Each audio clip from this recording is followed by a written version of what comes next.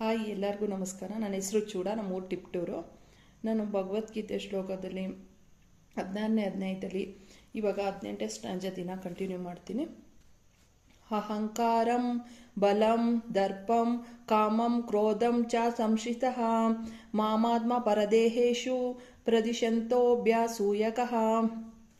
19ನೇದು ತಾನಹಂ ದ್ವಿಷತಃ ಕ್ರೂರಾನ್ ಸಂಸಾರೇಶು ನರದಾಮಾನ್ ಕ್ಷಿಪಾಮ್ಯ ಜಸ್ತ್ರಮಶುಭಾನ್ ಅಸುರೇಷ್ಟೈವ ಯೋನಿಷು.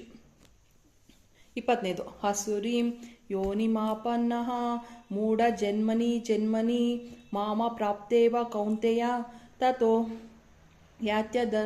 ಯಾತ್ಯಧಮಂ ಗತಿ. 21ನೇದು ತ್ರಿವಿಧಂ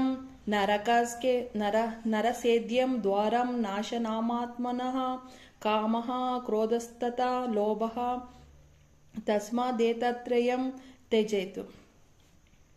22ನೇದು ಏತೈರ್ವಿಮುಕ್ತಃ ಕೌಂತೆಯ ತಮದ್ವಾರೆ ಸ್ತ್ರೀಭಿನರಃ ಅಚರಾತ್ಯನಃ ಶ್ರೇಯ ತಥೋ ಯಾತಿ ಪರಾಂ ಗತಿ.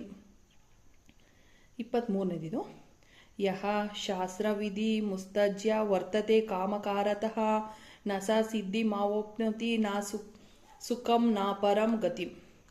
24ನೇದು ತಸ್ಮಾಚ್ಚಾಸ್ತ್ರಂ ಪ್ರಮಾಣಂ ತೇ ಕಾರ್ಯಕಾರ್ಯ ವ್ಯವಸ್ಥಿತೌ ಜ್ಞಾತೌ ಶಾಸ್ತ್ರ ವಿಧಾನೋಕ್ತಂ ಕರ್ಮ ಕರ್ತು ಮಿಹಾರ್ಸಸಿ. ನಾಮ ಷೋಡಶೋಧ್ಯಾಯ.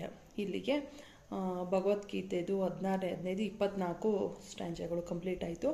ನೆಕ್ಸ್ಟ್ ನಾನು ವಚನಗಳು ಬೇರೆ ಏನಾದರೂ ಹೇಳಿ ನೆಕ್ಸ್ಟ್ ಭಗವದ್ಗೀತೆ ಕಂಟಿನ್ಯೂ ಮಾಡ್ತೀನಿ. ಧನ್ಯವಾದಗಳು.